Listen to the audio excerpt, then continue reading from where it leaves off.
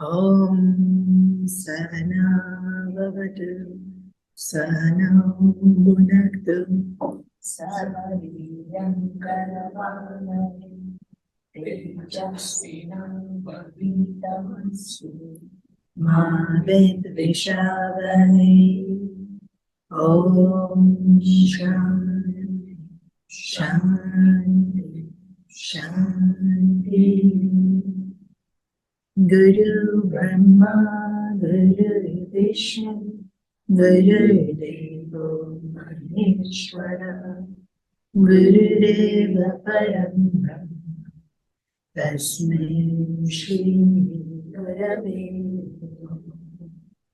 Chinmayam Vyapiyat Sarvam, Trailokyam Sacharacharam, Tatpadam Darshitam Jena. Tasmai Shri Gurave Namaha.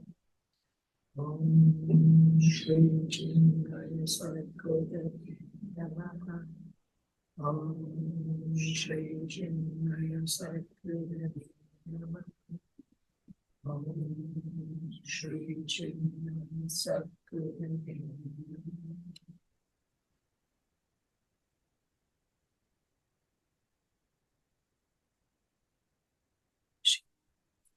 So we were talking about Bharat,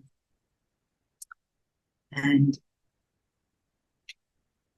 Bharat's role in the Ramayana is such an interesting one. And he's one of the characters that you have immense love and compassion for.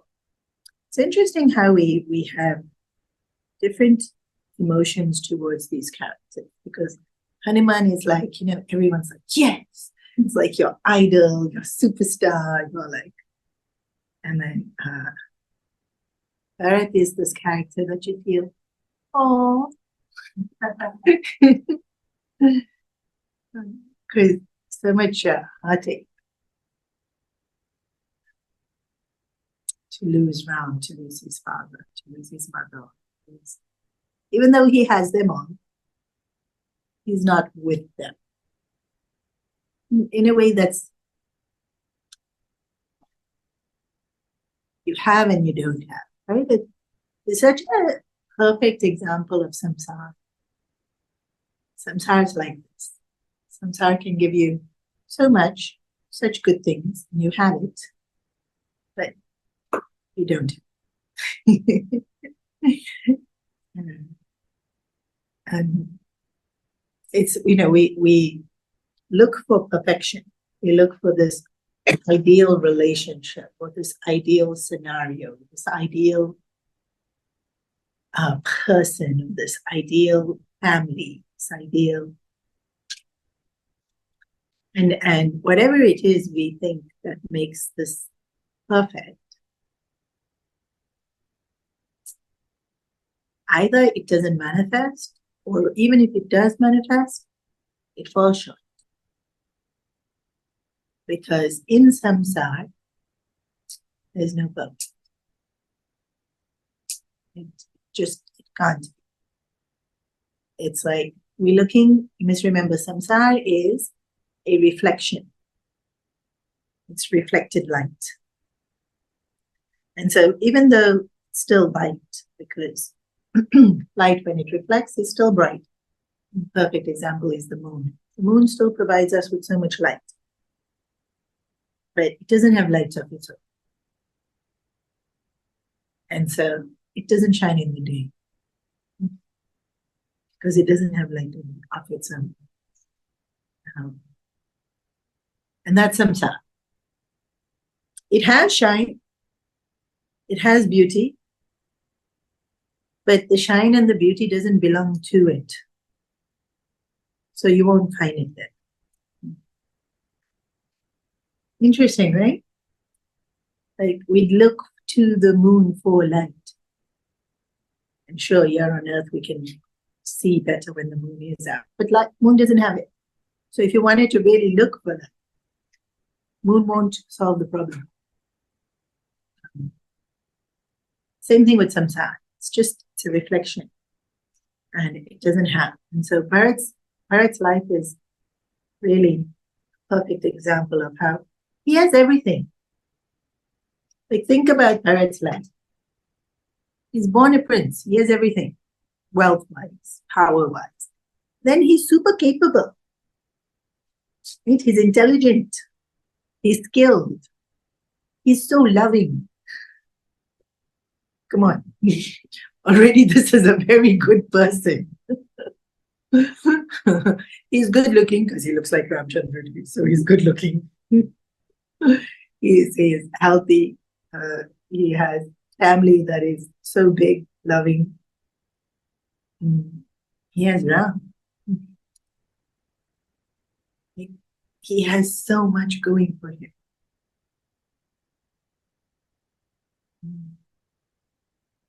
He has, and then he doesn't. He actually gains the kingdom. He loses what he loves the most. And he gains the kingdom in such a horrible way. Like nobody actually holds it against him. Like I said in last week's class, like Guru Vashishta says, Bharat, you're capable, take over the kingdom. Kausalya Maya says, Bharat, you're capable, the kingdom needs a king, please take over the kingdom. Like it's not that anyone's holding it against him that he's the king or should be the king, but yet they're not so thrilled also. Like it's so evident that this is the best of a very unfortunate situation. And who wants to be king as the best of a very unfortunate situation? Who wants to be the best of a very unfortunate situation? Even though he could, even though when we are in a very unfortunate situation, we have to make the best of it. And then you see just not only does he have intelligence, skill, power, he's got such determination. He decides we're bringing Ramchandra back. He's got so much virtue. Like zero trace of greed. And this, I've said this when we did the Mahabharata as well. This is one of Bharat is the reason Ramayana is the Ramayana and not the Mahabharata. Because in the Mahabharata, Pandu and the Dhritarashtra are brothers, and the slightest whiff that the Dhritarashtra gets that you can be king, yes, I'll be king. Right? Like Pandu gets cursed and he says, I'm going to go live in the forest. And the Dhritarashtra is like, yes, you go live in the forest, I'll be the king. Like the Dhritarashtra had that desire. And probably more than desire, a little bit greed also, because even after he had it, he held on so tightly to it. When it was time to give it back to Pandu's son, he didn't want it. Right? Like when Pandu's sons came, it was kind of like, oh, like you're here to claim the kingdom. He didn't want it. In fact, even handing the kingdom over to Dhritarashtra, his own son Duryodhana, he didn't. Like, can you imagine when the Mahabharata war was fought? How old was Krishna? Our equivalent to about 40, which is something like 200 years old, 300 years old. And so Duryodhana would have also been, and he's still not king. The Dhritarashtra is still king. Even for his own son, he's holding on to the kingdom. Yeah, Bharat's handed kingdom. Guru is blessing him to rule. Ramchandraji's mother, Kausalya, is blessing him, rule. All the ministers are in agreement. Yes, Bharat, you should rule. And Bharat says, I should know. This heart of Bharat is why he's so lovable. There's zero trace of, well, never mind even greed, zero trace of wanting to take something that's not his. zero trace of like cashing in on an opportunity or using a situation so that I come out better from it.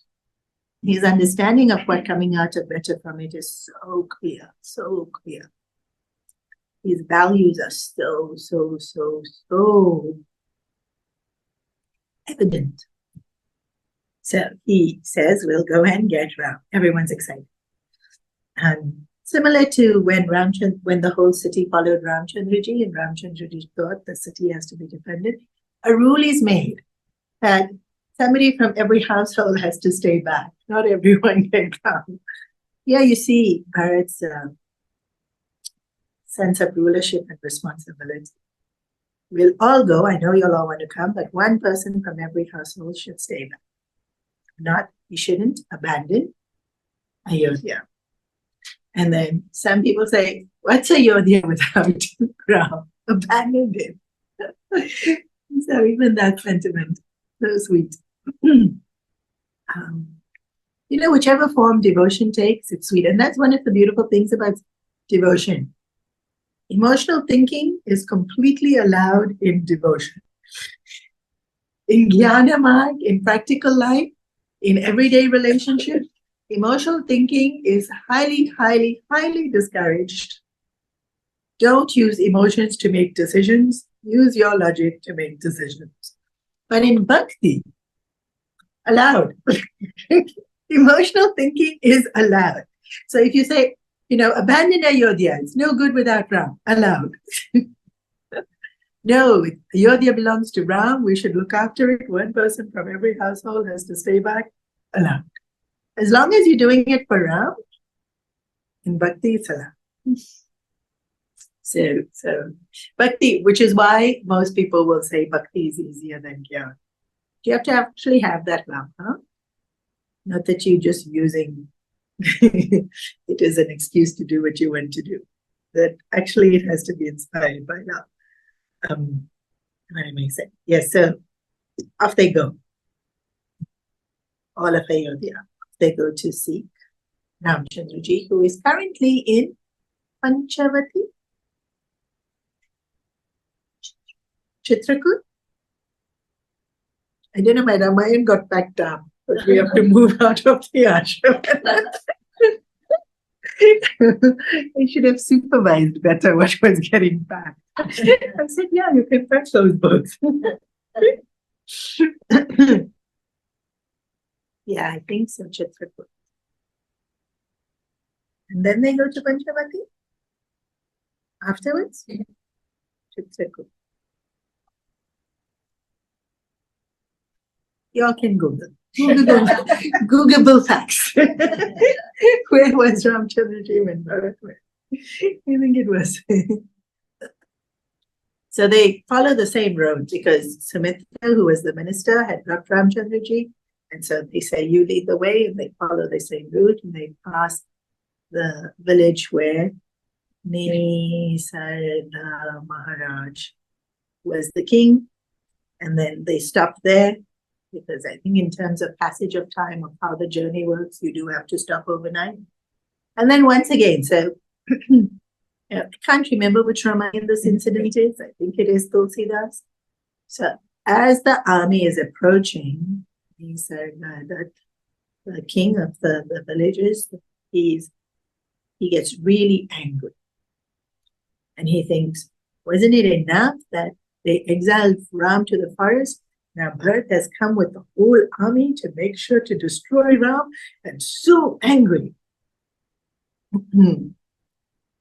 You're looking shocked. That's because you heard me talk about how sweet Bharat is. If you don't know how sweet Bharat is, and you see a whole army coming into the forest after Ramchandraji just left, easy, right? To assume that this is, like, firstly, he exiled Ram, so he can't be a good guy. Now, if he's bringing his own army, what's he up to? Think they know why they were going? The village. It's a small village outside of Ayodhya. Yeah, he doesn't. He just sees this suddenly. They're in a village. Remember, they don't have WhatsApp. No newspaper. You wake up one morning and suddenly you hear noise. You think, what's the noise? You look over and you think, oh my gosh, that's a huge army coming towards my village. Why would such a huge army suddenly be coming towards my village? And obviously it's Ayodhya's army because they have the flags and they have the colors and they have all the rest of it. Because all three queens went, right? KK, Kaushalya, and Sumitra. That's the chariot drivers. I'm mixing everything. Sumitra. The chariot drivers were Sumatra. It's very similar. Their names are very similar. So then, for when you're carrying royalty, then they have to have the elephants and the queens are on the elephants and they have to have the flag and the umbrella. And so, this is Ayodhya's army coming with royalty within the army. KK went. I mentioned last week. No, I didn't mention last week. I did. KK goes. In fact, by this point, because Bharat leaves, because Mantra is being beaten by Shatrughan, best way to get out of delusion is you get one thappar on your face, which is KK didn't get the thappar on her face, but Mantra did. And then KK watched it. And so it was equivalent to like this, I don't know if you've ever experienced this, like you're in this bubble of delusion. And then suddenly you wake up and you think, what was I even thinking? Like, how could I even think that? I'm sure you've had moments like this, If you haven't, well done for not being so deluded. Or maybe not so well done because you're still so deluded. I'm not sure which one. But if you've had the moment, and like I said last week, delusion can be so incredibly blinding. And KK was so incredibly blinded by her delusion but the minute she loses Bharat, because remember, he says, you are no longer my mother. Something like that is a slap across the face. Something like that will definitely bring you out of delusion. And then, now that delusion's gone, there's grief. She's lost her husband. And they did love each other, right? Before delusion totally overwhelmed her, she was very fond of Dashrath Maharaj. Anyone you live with for a long period of time, you're going to be affected by their death. Even if you don't like them, you're affected by their death. Because death is just so big, you can't not be affected by it. And then she's lost all respect. Nobody in Ayodhya respects her anymore. Here she was, people's favorite. It's just gone. It's really quite not just humbling, but it's so confrontational to see your weakness being so publicly visible. Like, we all know we have weaknesses and we see them, and it's already very confrontational when we see our own weaknesses. To have the whole city know you. It's a lot. It's a lot to have to deal with. Especially when you were so favored and then to lose it. And in fact, that's one of the arguments that Krishna uses in the Gita when he's convincing Arjuna to fight. And Arjuna doesn't want to fight. He says, but one who has fame, to lose that fame is very painful.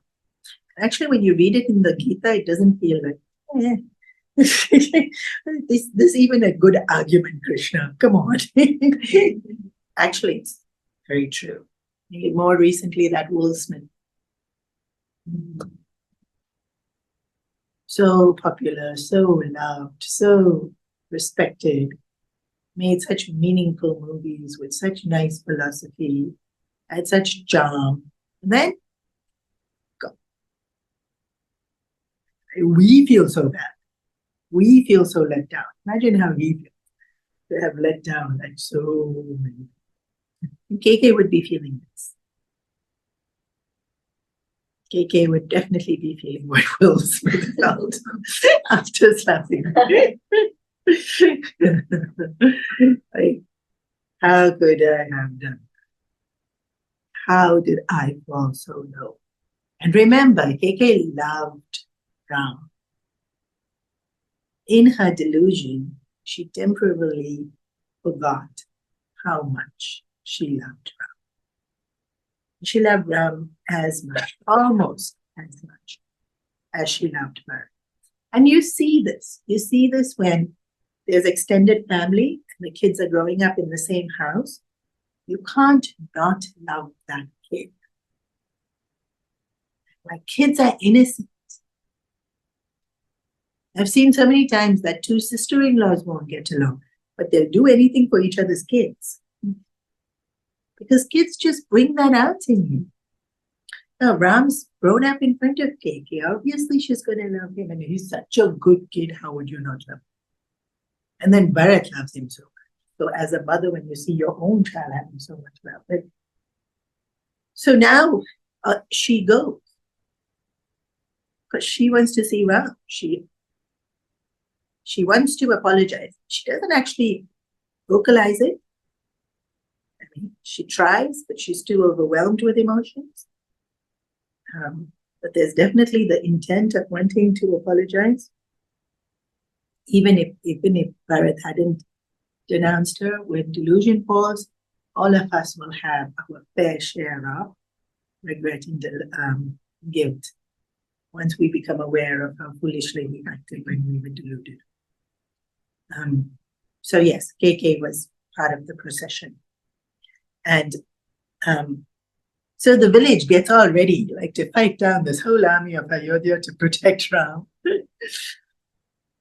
And what they notice is, Bharat's not at the front of the army.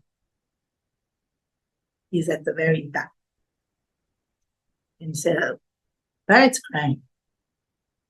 So he doesn't want anyone to see him. So he stays at the very back of the army. And then he's now crown prince by virtue of the fact that Ramchandraji is exiled and Dashrath Maharaj has died.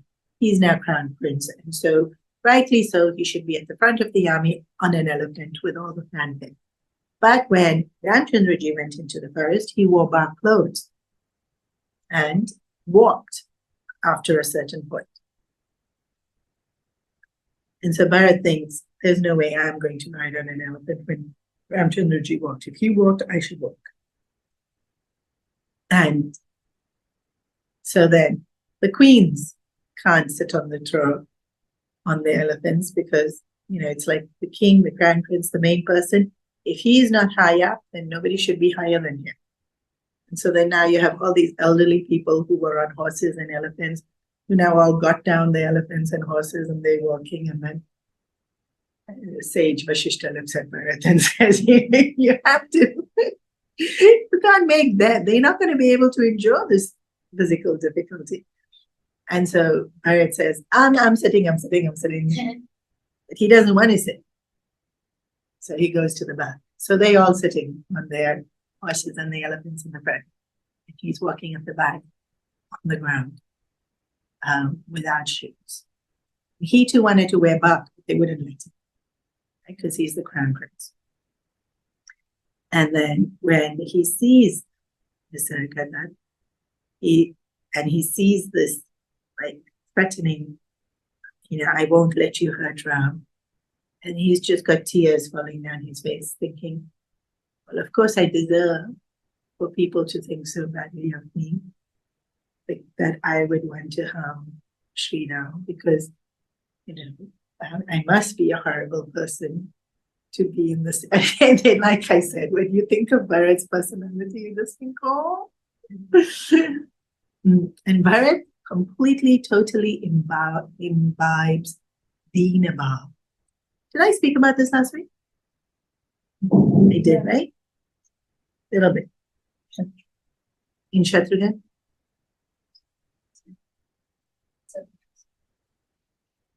Yeah, no, Deen Abhav is not so much Shatrughan. Deen Abhav is this feeling of I am nothing, I am nothing, I am nothing. Shatrughan didn't really say that. He served the servant, and so there was this incredible humility. But you'll hear this in Bharat. Now, from now onwards, I am the worst sinner on this earth.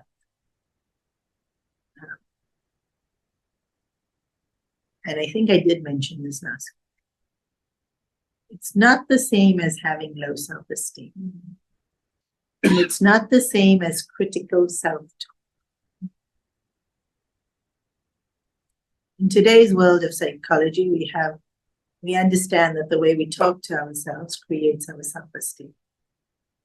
And so criticizing ourselves brings down ourselves. But Dina Bhav isn't low self-esteem, and Dina Bhav is not critical self-talk, although it really sounds the same. Because someone who's putting themselves down will say, I'm the worst, nobody's worse than me, I'm lower than the lowest, and I'm not intelligent, I'm not skillful, I'm not worthy, I'm not. Dina Bhav would say all these things. What's the difference, even though they sound the same? In low self-esteem, I'm comparing myself to other people. I think I'm worse than you because you're more good-looking than me. I think I'm worse than you because you're more intelligent than me. I think I'm worse than you, or I'm worse than everyone because I'm not loved, I'm not accepted, I'm not appreciated. In Dina Bhav, other people don't feature. It's just me and Bhagwan. And in the beautiful, bright, divine shine of Bhagwan, I'm very flawed. I can't possibly compare to your beauty. I can't possibly compare to your brilliance, your virtues, and so I am the lowest of the lowest of the lowest. Because I'm not divine. I'm identified with this jiva, and this jiva is so flawed with desires and anger and fears. And so in Dina Bhav, it's about Bhagwan being so amazing. And in that shine, like nothing can compare. Whereas in low self-esteem, there's no devotion. There's no love for that truth. There's, I wish I was better, but I'm not. In Dina Bhav, it's, I wish I could love you more, Bhagwan. I wish I could praise you better, Bhagwan. I wish I could serve you better, Bhagwan. But I can't even serve you. My service is not good enough. You deserve better. But it's to Bhagwan. So, Bharat is the epitome of Dina Bhav. And so that's why his dialogue will sound like this. That's why he will say things like, I'm the worst of sinners, so I deserve for you to think badly of me. And it's because he wouldn't dare compliment himself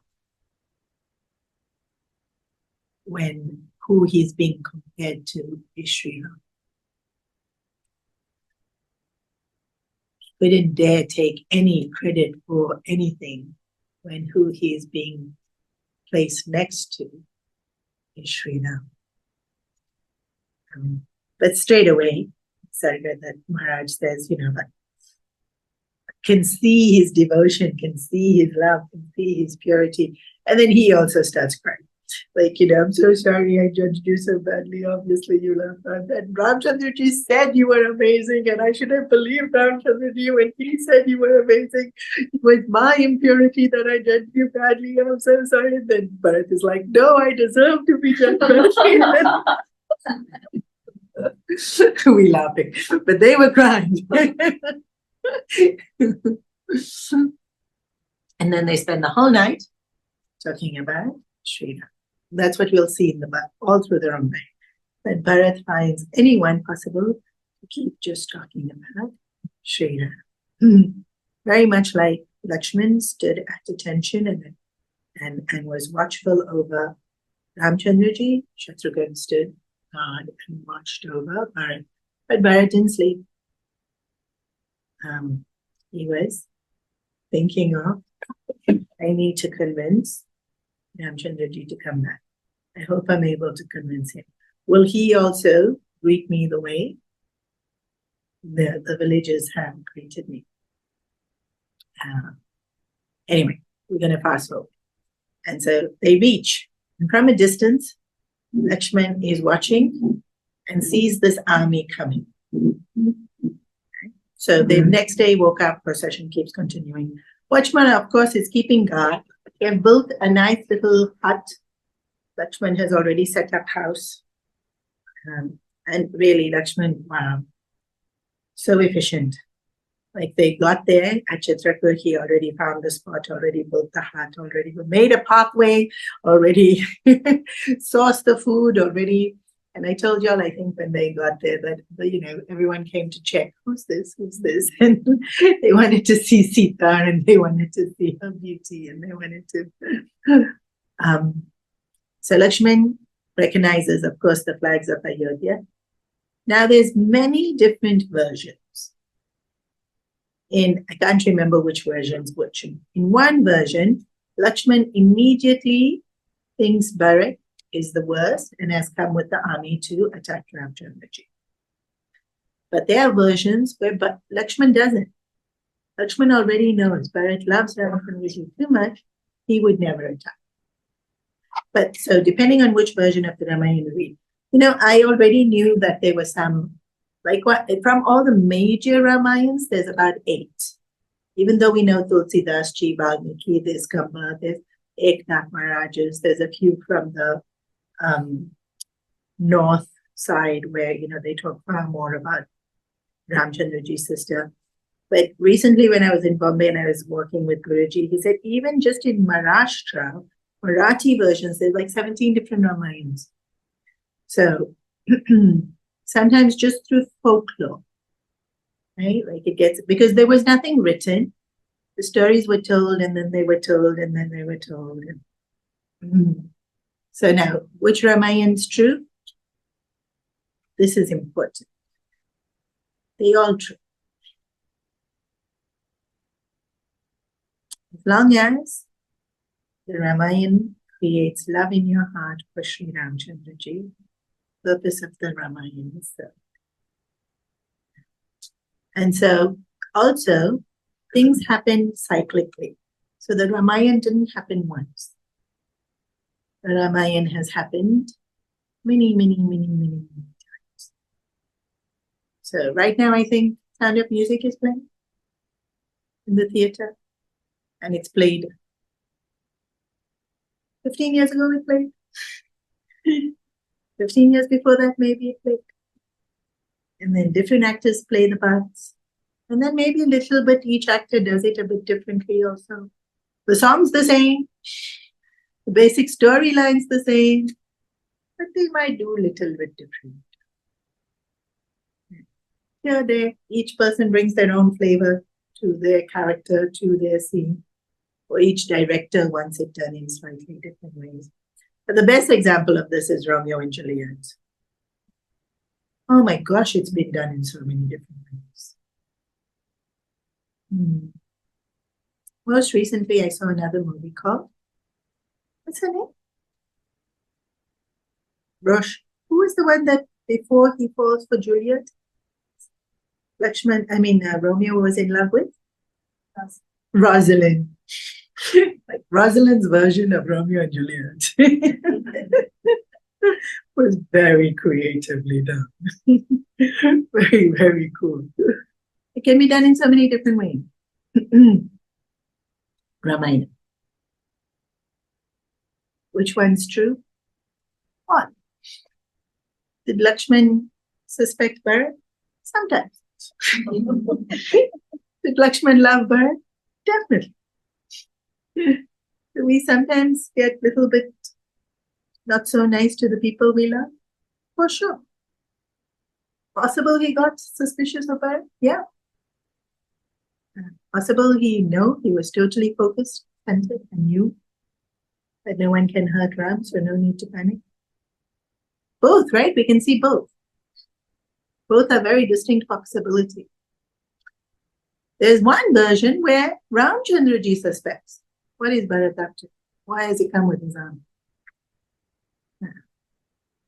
But in most versions, Ramchandraji doesn't have a shadow of a doubt. Bharat has come because he loves me.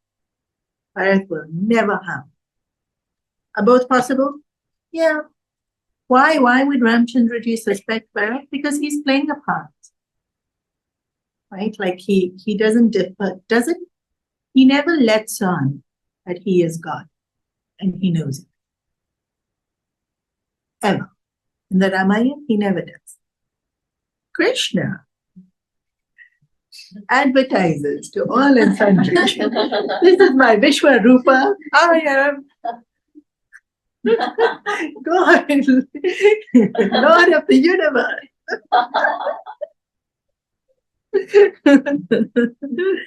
Ramchandraji just smiles sweetly. Are you Bhagwan? No. I'm the son of Dashrath. Really? You're the son of Dashrath? Oh. Ask anyone. I'm the son of Dashrath. Never admits to being Bhagwan. Even when Hanumanji meets Ramchandraji, and Hanuman's asking, who are you? Why do I feel the way I feel? No, there's something here. I'm so sure there's here. And then suddenly Hanuman says, oh, now I remember. You are Bhagwan. I am your Das. I'm a Das. I forgot. I'm allowed. But you are Bhagwan. How could you forget? He doesn't say a word. Doesn't acknowledge, yes, I'm Bhagwan. Yes, you my Das. Let's go. No. Doesn't say a word. And then Hanuman doesn't even ask for reassurance. Once it clicks for Hanuman, it clicks, he knows. But Bhagwan never, ever just smiles. Just that beautiful smile that never leaves his face. I know. Maybe you know, maybe you don't know, but I know.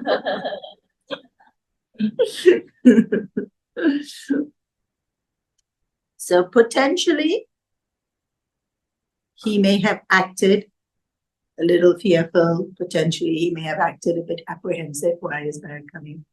But by and large, most of the Ramayans, there was this absolute confidence that Bharat will never harm.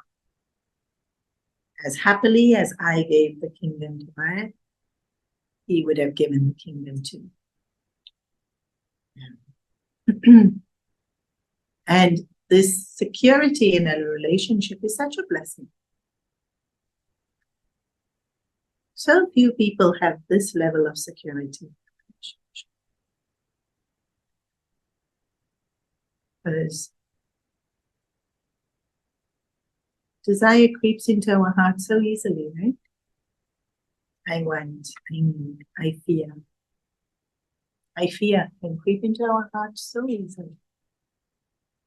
Do they really love? But because in Bharat's heart, he didn't allow desire, Ramchandraji wouldn't allow doubts. Because Bharat's heart wouldn't allow desire to taint his love for Ramchandraji.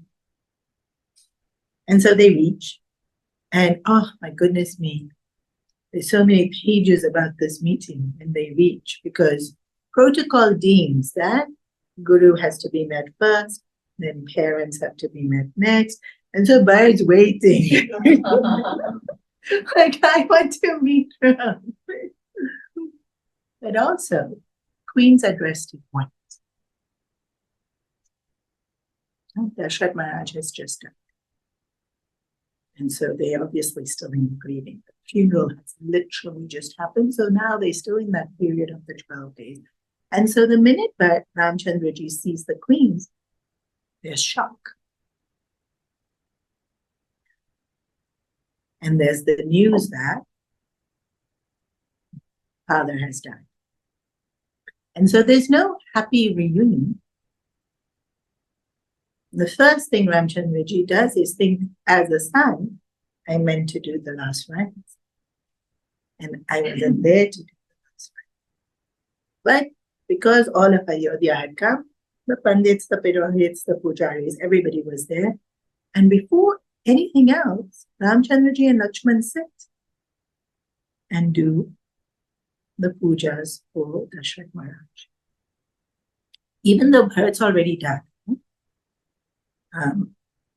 it's still within that period of time and that sense of duty at Ramchandra. So here we have Bharat pining, scared, apprehensive, tormenting himself. I want to see Ram, will he accept me? And all of this has to happen. Like first so much formality of all the greetings, and then there's this horrible news that has to be broken to Ramchandraji, and he has to assimilate that news, and then he does the pujas. And only now does Bharat and Ram get to it. And it's really so much crying. Because Bharat, Ramchandraji puts out his hands to hug Bharat, but Bharat can't. It's like, I need to ask for forgiveness. Please, I didn't want the kingdom, don't it? And so Bharat's falling at Ramchandraji's feet.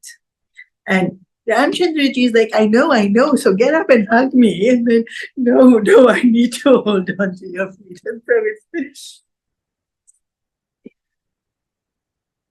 it's each one wanting to show love, but the other one not.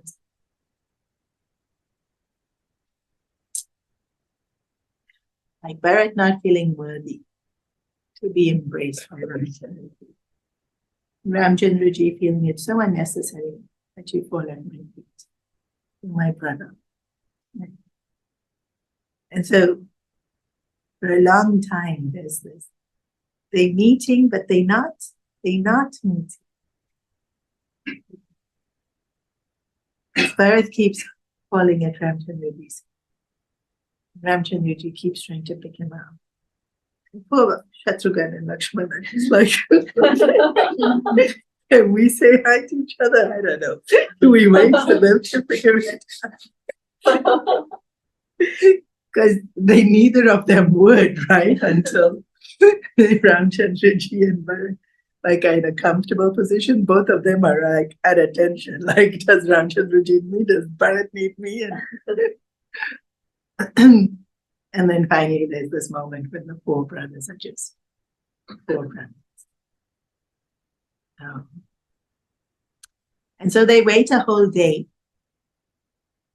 because Ramchandraji is grieving the loss of Dashrath Maharaj. He's overwhelmed by seeing everybody come. And he worked so hard to sneak out in the middle of the night and leave all of Ayodhya. And like, I'm in the forest and following the exile, and then suddenly all of Ayodhya is here again. And so much formality, right? Like Ramchandraji would follow it. There's so much formality with the three queens being there, the ministers being there, Guru being there. So nobody says anything. If I'm not mistaken, 2-3 days go when nobody says anything. Bharat's just happy to be around Ramchandraji. Doesn't want to say anything. And finally, Ramchandraji is like, y'all can stay in the forest. I'm the one that's exact, so now y'all should go back. Y'all gave me the news, all's well. So now finally, Bharat has to talk.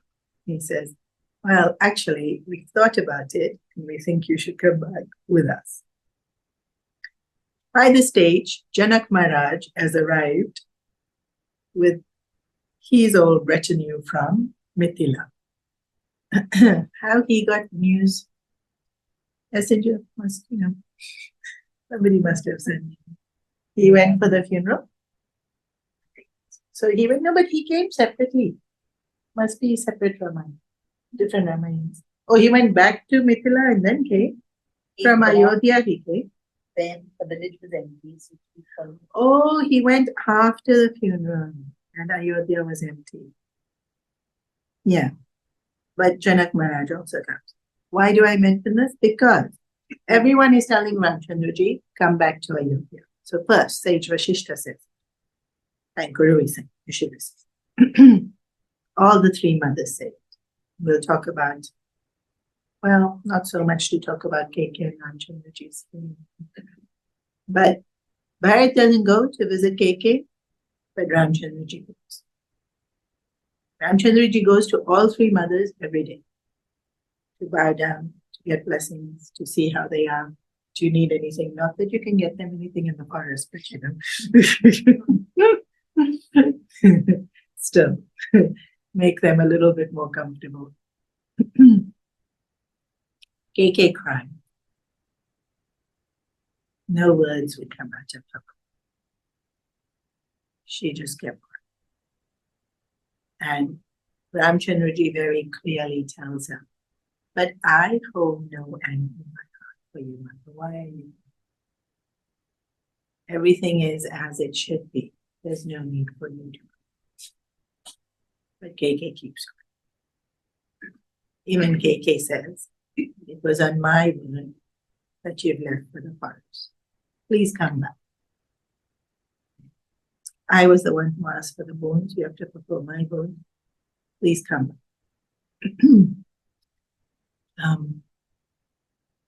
Ramchandraji listens. Because when elders are talking, you shouldn't talk. You're supposed to listen. So Ramchandraji listens. Well, each one of them spoke very long, like 5 pages.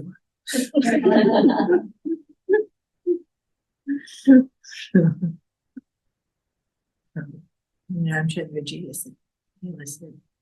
And then finally, same as how Bharat did with, I know when Guru has spoken, I should never reply, but with respect, this is my stance. Not opinion. This was his stance. He says, I will not return.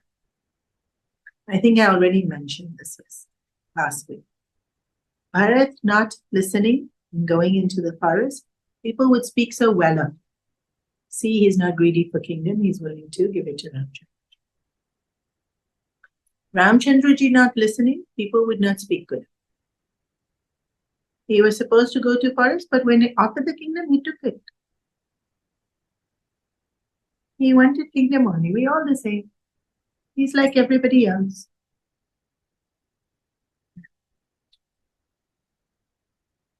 And then Ramchandraji also knew, even though he never let on his Bharat, that his role will be best fulfilled, his birth will be best fulfilled by continuing in the forest. Now, living in Ayodhya, only the Ayodhya Vasis would see him. Living in the forest, all the Santa Mahatma would meet him. He would get to do, destroy so many demons, asuras. And for a short time, they would live very peacefully. For a short time. Of course, he doesn't say any of that. But what he does say is, if Bharat wasn't a capable king, and you came back to the forest to get me, who is a more capable king, then what you say is correct. I should come back to Ayodhya. Since you all want it, and it would serve the purpose of Ayodhya having a capable king. But Bharat is a capable king. And so Ayodhya loses nothing by me following father's word and going into the forest. But Ayodhya does lose something if I don't follow father's word. It loses living up to self. So where in one scenario nothing's lost, in another scenario something is lost, we have to make sure nothing's lost. So Bharat then says, okay, then let me go to the forest for 14 years and you go back and be king. That was the boon, right? Somebody has to go into the forest for 14 years. I'll go. Since we're both very good kings, you be the king of Ayodhya because father wanted you to be the king. At which point, Ramchandra just smiled. How is that fulfilling the boon? The boon was very clear. Ram should go to the forest. Bharat should be the king. What names were used? Not one son go to the forest. There was no loophole like that. That one son should go to the forest. But Bharat really tries. And what's beautiful about his trying is that his arguments have so much logic. Initially. And then it's just emotional logic. But you should come back. But everyone understood. Even though Ramchandraji was very light and gentle about it, his word was very firm. He wasn't going back. So many tears. This way, if you see each one's journey, like in Bharat's journey through this whole thing, there's just this desperate need to make right what his mother had wrong. Please, please help me make this right. If you see Lakshman and Shatrughan's journey in all of this, there's so much like just heartache. Because Ramchandraji doesn't want to see Bharat upset, and Bharat's so upset, and then every time he tries to get Ramchandraji to come back, Ramchandraji has to say no, and then there's this incredible disappointment, and then you're seeing him being disappointed, and so helpless. So helpless. Sometimes we watch our loved ones go through things, and really, we're just so helpless. And Mother Kaushalya and Sumitra and Keke is like, oh, maybe, Ramchandraji will listen to this guy. Another, Janak Maharaj comes and says, Janak Maharaj, Ramchandraji, go back. And listen, because you know that Sita's, he's a king. Yeah. I guess the roller coaster ride that the queen went through. And maybe Guru Vasishtha was the most equipoised in it all because he would just appreciate each one's devotion. And I think in Guru Vasishtha's heart, he already knew Ramchandraji wasn't going to come back. But to allow Bharat to turn every stone possible and to allow Bharat not to have regrets and to allow Bharat to have some relief from his guilt. And Guru Vasishtha so patiently listened and allowed.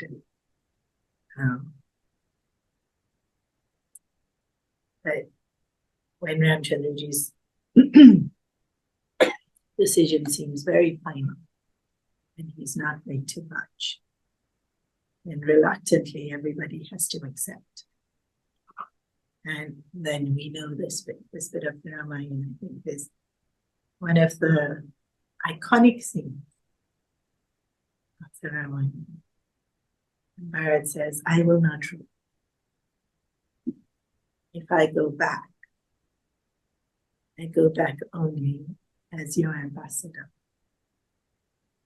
I will only in your name. You will always be king of Ayodhya. I am but your servant. And so give me something of yours that will sit on the throne, for I will never sit on the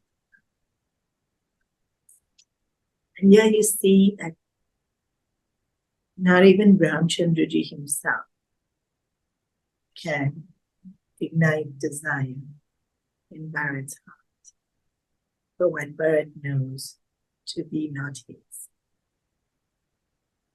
And Bharat is devotee.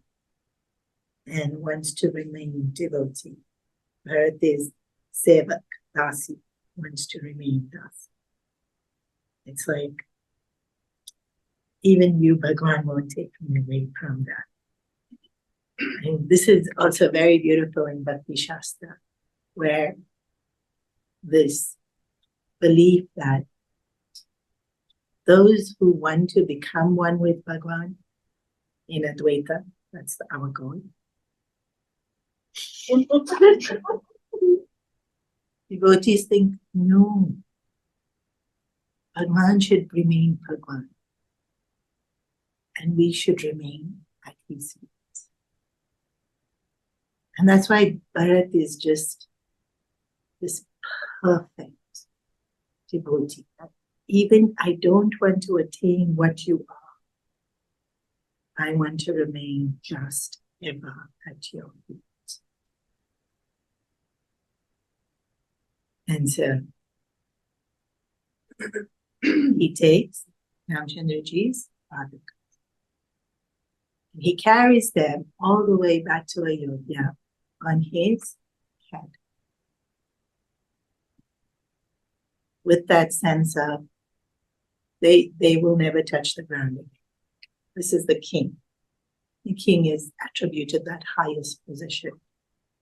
And he still doesn't go on an elephant, he still doesn't go on a horse, but he still maintains Ramchandraji's padukas. He takes them back to Ayodhya, and it's the padukas that go on the throne for 14 years. And that tradition of padukas isn't the first in the Ramayana. Guru's padukas were always worshipped. And Ramchandraji being Bharat, seeing Ramchandraji as Bhagwan and Guru and Father, would take his padukas and worship his padukas. Padukas are very much associated with the scene of Bharat taking Ramchandraji's padukas back. It's such a beautiful scene, so sweet. And it really totally, completely encapsulates that sense of surrender. That sense of everything I do is for you. You say I'm a capable king, then I'm a capable king, and I will rule in your stead. And I'll do the very best I can because it's for you.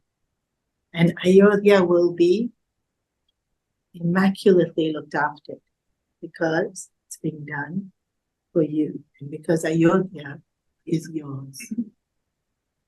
And I've told the Ramayana so many times in Bharat. Actually, I haven't done it in a more serious environment like I am doing now. Usually I do it in Bharat. I remember this one class where and I can get really overwhelmed by the scene, but now that this one Bharat kid has ruined it for me, I don't get overwhelmed by the scene anymore. Because after I told this whole story about how beautiful it is that Bharat Ramchandraji's padukas and went back to Ayodhya, this kid said, then what did he wear? Why he took his shoes?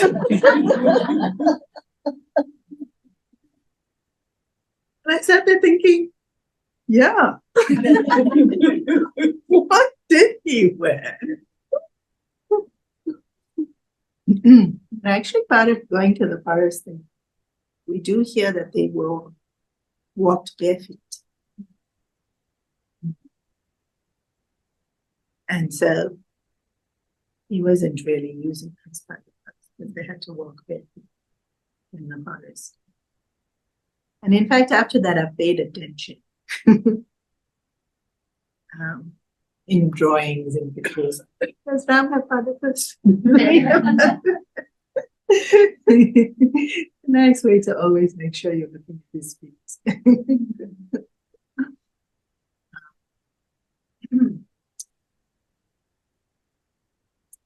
So innocent that kid was so concerned about Ramji's welfare.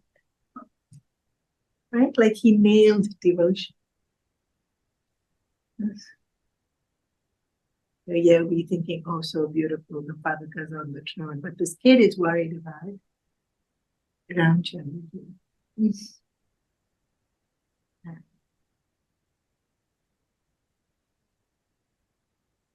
Also so beautiful that Bhagwan has something to give to Bharat. Because actually he's in exile. And so he didn't bring anything. But he has these Padakas. And Bharat doesn't go away empty. And it's in a way, such a nice reminder that we never leave Bhagwan empty. Even though Bharat went with a wish, please come back, right? Like he's asked for something. And Ramchandraji's answer is no. Right? So asked, request denied. And yet, Bharat doesn't come back in. Even when Bhagwan has said no to us, we never come back from Bhagwan empty. There's always something he's given us. And what's really beautiful here is, what has he given us? He's given something of him. He's given us a bit of himself. Right? Bharat goes back with Padakas, but actually it's the everything that Ramchandraji stands for. That's what Padukas represent, everything that Ramchandraji stands for. It's his, and it's his protection. I'm sitting on the throne. So I'm the one that will take full responsibility of whatever happens. And so whatever it is that Bharat does has now Ramchandraji's protection. Also Ramchandraji's sanctity. And so we never leave empty.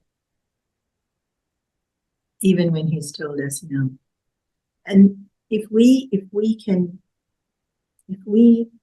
see that, if we can see that what he wants to give us is him, rather than the things we ask, then we'll recognize that what we're getting is so much more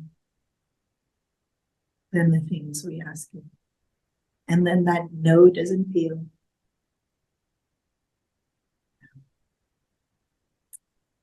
like we're being denied.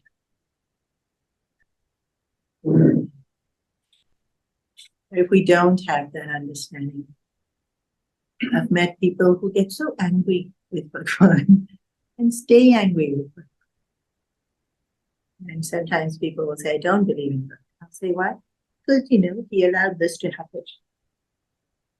He allowed my mother to die. Oh, wow. So strong they are in that thought. Refuse to believe in you because you allowed something in my life to happen that I didn't want to happen. I'm not going to say bad. It's just I didn't want it to happen. And so I deemed it to be bad. And then it's interesting because you can't argue with it. Somebody's decided God doesn't exist because this is the reason. It's really, you can't argue with it. They've decided something. And in their head, their reasoning is And then if lost soon, by denying him and his grace, we lose so much. Already we've lost whatever it is we think we've lost. And out of spite for that, we then lose so much more. But Bharat coming back with the Padakas and that feeling of Ramchandraji loves me, feeling of Ramchandraji never doubted me, that feeling of I have his protection. Bharat comes back to Ayodhya. equipped to now face the next 14 years. There is this one small bit though. Before Bharat leaves, Bharat says, I know you. Ramchandra is like, what do you mean? Of course you know. After 14 years, you will think, Bharat's been a good king.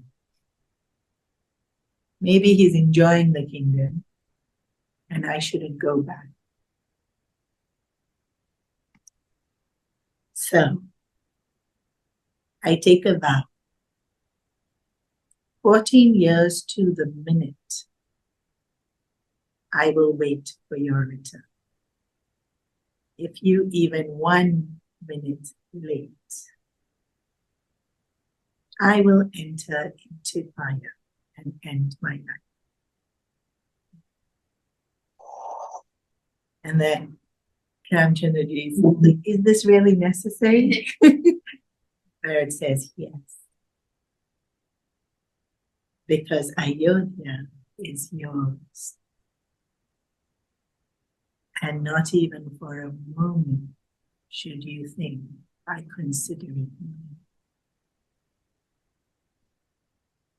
And so Bharat makes this vow to guarantee that Ramchandra comes back. Bharat doesn't allow the possibility of desire to come into his heart, of power to corrupt. Because power does corrupt. Bharat won't allow. Just won't allow.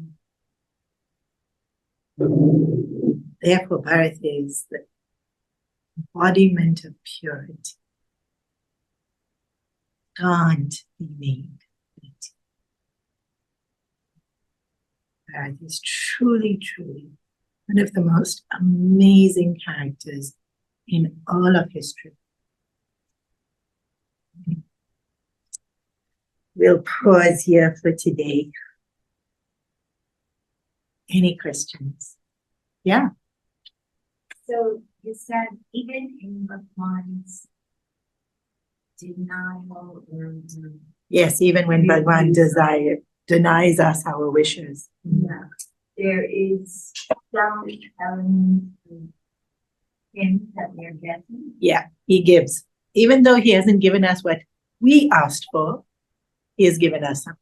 So how does one apply that in the example you gave of losing someone? When we lose a parent, when we lose a loved one, how do I know Bhagwan's given me something? If I have faith in time, I'll see it. Maybe not immediately. Sometimes life has to play itself out. And in hindsight, I have much more clarity. Sometimes I can see it there and then. What I'm being given. But he won't take away anything without giving us.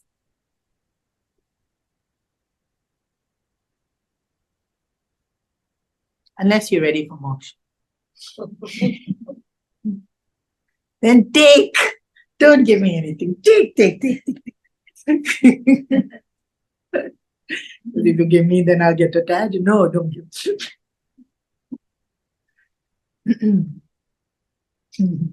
Yes. Does that mean you can't, so you said with Deva, it's not even, like you can't have that Deva mentality. Yeah, usually with Dina Bhav, you don't have a Dvaita mentality. So, I'm nothing. Even less than nothing. Because you are so amazing. There's Dvaita and Dina Bhav. still reach moksha.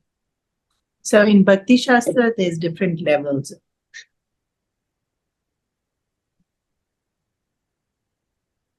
You can reach that state of being at Bhagwan's feet permanently. But that Dvaita is maintained. but they would still consider that. It's not too bad. It's not. It's definitely not too bad. One level of moksha is you look like Bhagwan, which I always find very interesting. That so you become so much like Bhagwan that you look exactly like Bhagwan. So in Saket, which is the realm of Ramchandraji, everyone looks like Ramchandra. But everybody knows who's the real Ram.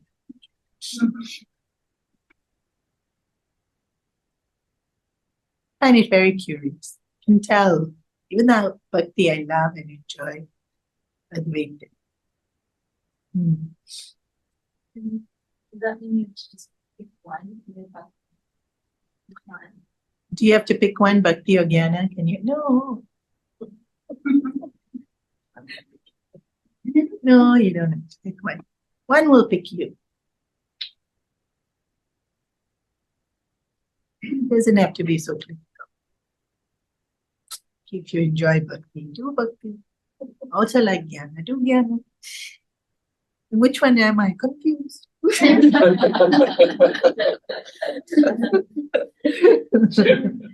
No. We need both head and heart. Right? We need both head and heart. So we will enjoy Bhakti because it's so much heart. But we'll also enjoy Advaita because it's brilliant. It's just so brilliant. And then one will choose. We don't have to choose. There's a better. No, there's no better. All roads lead to one truth. There isn't a better. Bhakti Shastra will say they are better. And Bhakti is easier, and Bhakti is more fun. And they will say Advaita is like eating dry leaves. Advaitins are very boring and highly arrogant. And then Advaitas will say Advaita is better because knowledge is the direct means. Bhakti will help you get knowledge and eventually you'll need knowledge. So, why not go directly than indirectly? And these Bhakti people, overly emotional, crying all the time.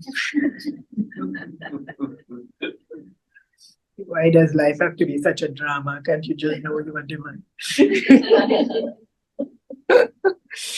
So, whichever camp you are, you will say you better. But that's true for all things in life, isn't it? People living on Hong Kong side will say they are better. They have nice view and air. People will, Chimsy will say, but life is so convenient here and flat. And you can go down to Indian provision in 2 minutes. So whichever one you are, you will always say that one's better, but there is no better. Advaita will have its own sense of Bhakti. And then if you look at our Puja Guru there, so much of it. And his Bhakti took a different shape. He didn't narrate Krishna stories with tears in his eyes. It never saw Gurudev with tears in his eyes. Like he dramatized Krishna and made Krishna sound like such an incredibly charming king or such a naughty boy. And then he'll talk about Radha's pining and you'll really feel Radha's pining. Like he brought the character out and maybe that was just the journalism in, but you could see his devotion. And his devotion took the form of serving people. Gurudev's heart just melted any time he saw anyone suffering. Recently in the ashram, somebody was telling me that different projects that he started, it would just be one person was suffering and he'd start a whole project.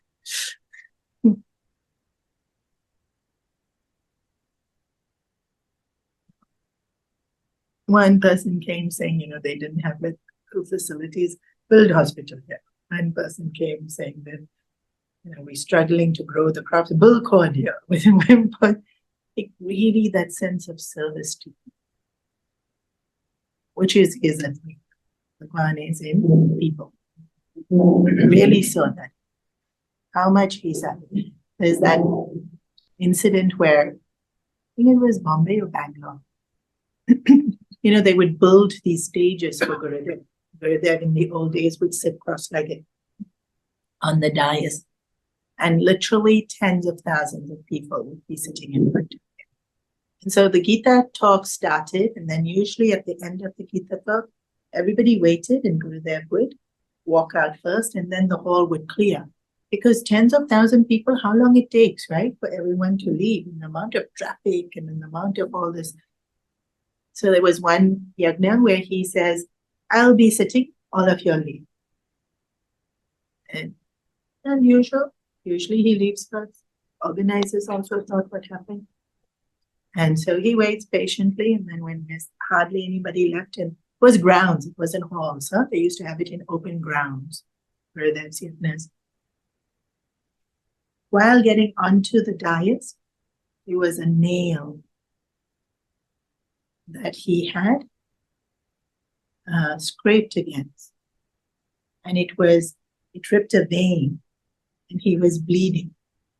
And so the whole talk, he was bleeding, and his lungi, dhoti, soaked in blood, and that injury was still continuing. And he didn't want to trouble all the people by showing that he had sat through this lecture, giving this lecture while he was injured. So he waited for the hall to be empty. And then one of the devotees looked at him, but Gurudev, why didn't you say something earlier? He said, because that would have disturbed the class. 10,000 people have come here to listen to the Gita. He would put people first.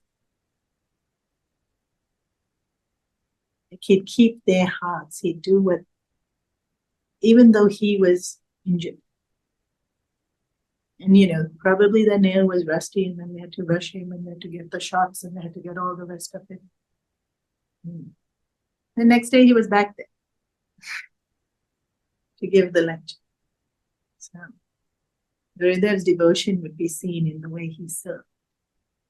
This knowledge has to be given. His devotion to this knowledge, his devotion to the people. You wouldn't see him crying. But cute things he would do, like he'd insist on eating prasad. Small quirky things he would do. And then you see our Puja Guruji. Now he does cry when telling stories. In fact, he gets upset when he can't cry.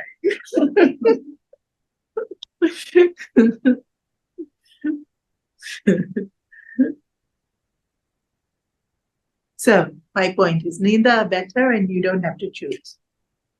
It will choose you eventually. Anyway, finished, right? All questions?